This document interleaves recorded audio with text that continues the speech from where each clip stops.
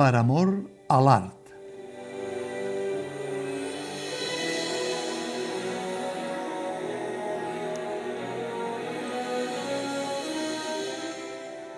Han passat 15 anys des que Julio Manrique portés aquesta obra de Nil Labute al Teatre Lliure, amb una imponent escultura blanca a l'entrada de l'Espai Lliure i l'actual versió que ha traduït i dirigit Marc Rosic.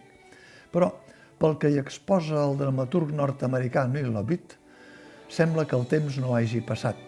Nil Labute havia estrenat aquesta obra el 2001 i 2 anys després ell mateix en va fer el guió i la direcció de la versió cinematogràfica que aquí es va dir Per amor a l'art.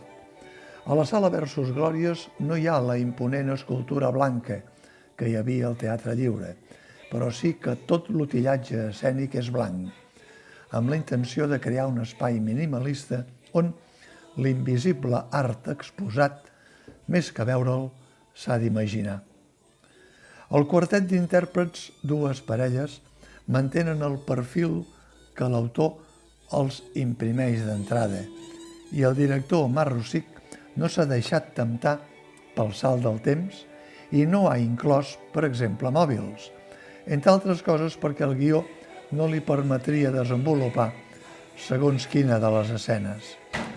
Dic això perquè Nil Labute va estrenar La forma de les coses quan el mòbil just existia com el coneixem ara, artefacte sagrat en qualsevol trama actual. I, en canvi, ell ja en prescindeix, probablement per una opció o una mirada més aviat romàntica, clàssica, sense artilugis que la sofistiquin, al voltant de la relació de parella, o de parelles, vaja.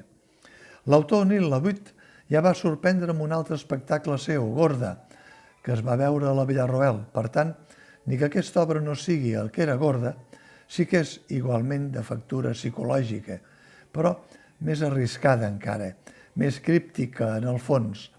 Però això no és cap inconvenient perquè, afortunadament, els espectadors fa temps que s'afaiten i tampoc no necessiten sempre píndoles de lectura fàcil. La forma de les coses, sota un aparent registre de comèdia urbana, amaga una intel·ligent reflexió sobre el poder de la manipulació personal i el poder de l'art com a recurs d'utilització de tot el que l'envolta. Un xicot no gaire afortunat físicament, més aviat tímid, amb un pentinat i una jaqueta del temps de la picor, que treballa de vigilant en una sala de museu, fa amistat amb una jove artista escultora, encara estudiant de Belles Arts, amant de les performances i tancada en pany i clau en els seus principis ideològics. I, perill, amb un flascó d'esprai a les mans. Una antiga amiga del mateix xicot, indecisa, ingènua i enamoradissa, és a punt de casar-se per la via clàssica amb un xicot amic de sempre d'ell, amb aspecte de pinxo, adaptat més o menys al dia, allunyat dels tòpics intel·lectuals i sembla que no gaire afectuós. L'encreuament entre els 4 personatges es fa evident des del primer moment i l'obra, feta de diàlegs curts i esgarrinxada sense compassió, amb excepció de la declaració de principis que fa al final l'artista, enganxa els espectadors des de les primeres rèpliques i contrarèpliques, que són en mans d'Evelyn, la jove artista, Laura Porta, i Adam, el jove tímid, Francesc Marginet. Aquí s'afegeixen la jove Jenny, Rafaela Ribas, i el pinxo Toni, Jordi Andújar.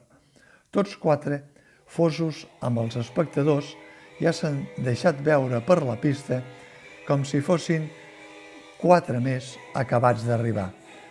Cal admetre que el títol adaptat de la versió cinematogràfica que esmentava abans, Per amor a l'art, no pot ser més encertat.